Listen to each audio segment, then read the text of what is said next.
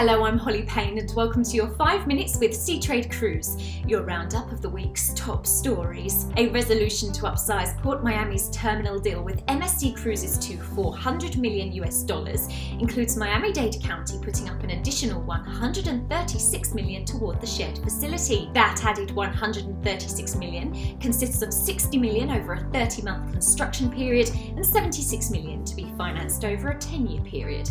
It makes a total contribution of $186 million from PortMiami. The resolution approved Tuesday night that Miami-Dade, PortMiami and Environmental Resilience Committee meeting will go to a full County Commission vote.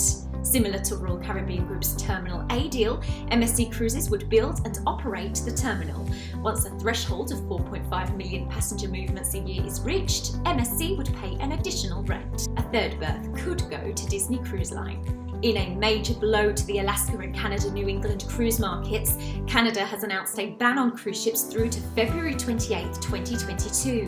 It applies to vessels carrying more than 100 passengers, with Great Lakes, St. Lawrence and Canadian Arctic expedition cruises also impacted. Canada has reiterated its advice to citizens and permanent residents to avoid all travel on cruise ships outside Canada until further notice. Operators like Carnival Corporation and PLC and Norwegian Cruise Line Holdings have said they are looking at options which might permit safe operation for any portion of the season. But two potential avenues for foreign flag cruise ships to sail in Alaska without violating US cabotage are seen as unlikely. One of those, the idea of Canada allowing technical stops for cruise ships carrying passengers without anyone disembarking, is not currently on the table, and exemptions to the US Passenger Vessel Services Act are seen as very unlikely according to multiple industry sources. For Uncruise Adventures, Lindblad Expeditions, the boat company, Alaskan Dream Cruises and American Cruise Lines, it's business as usual in the region, since their US flagships aren't impacted by the ban, nor do their vessels carry enough people to be under the US CDC conditional sailing order. In a recent Zoom News conference, Uncruise CEO Captain Dan Blanchard commented, "Alaska, here we come."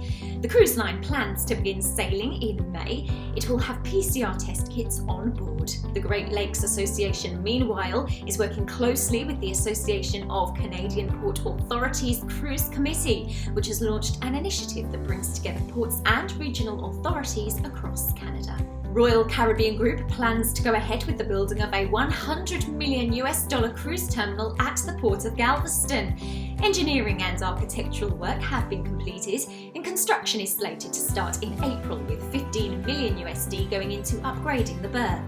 Sales are open for Allure of the Seas cruises starting in November next year from the port. A Royal Caribbean Group spokesman told Seatrade Cruise it's on track to offer the first Oasis-class cruises from Galveston in 2022. Speaking during a Galveston Industry Outlook webinar, Port of Galveston Port Director and CEO Roger Rees said he'd been told by Royal Caribbean that of some 20 projects, the company had whittled those down to just 2, Galveston and a new facility at Freeport in the Bahamas. Across to the UK, Stornoway Port Authority has announced a £49 million investment into a new deepwater terminal, which will enable larger cruise ships to call the Outer Hebrides Islands of Scotland. The Cruise Europe member is located on the island of Lewis and Harris, which is famed for Harris Tweed, the Lewis Chessman and Black House villages. The deepwater berth is set to be operational from May 2023 and will accommodate vessels up to 360 metres in length. It will be the only deepwater berth on the west coast of Scotland, north of Greenock. Stornoway's announcement comes soon after the confirmation of Southampton's new 5th terminal, which will enhance the cruise itineraries and volume of ships coming from there and neighbouring ports. And finally, Seatrade Cruise's first expedition-focused event has opened for registration. Seatrade Cruise Virtual Expedition Cruising takes place from the 8th to the 9th of March. Representatives from Hurtigruten Expeditions, Silversea, Abercrombie & Kent, Lindblad Expeditions and Pono lead the State of the Expedition Cruise Industry keynote on day 1, followed by updates on expedition cruising in the Arctic and Antarctic. The jam-packed programme includes sessions on the expedition scene in Asia Pacific, in Central and South America, including the Galapagos, as well as emerging destinations such as the Middle East, the Great Lakes, Northern Europe and the Mediterranean. Register your attendance via the link beneath this video. That's all for today. Visit seatrade-cruise.com to find out more about the cruise industry or keep up with us on social media. Thank you for watching.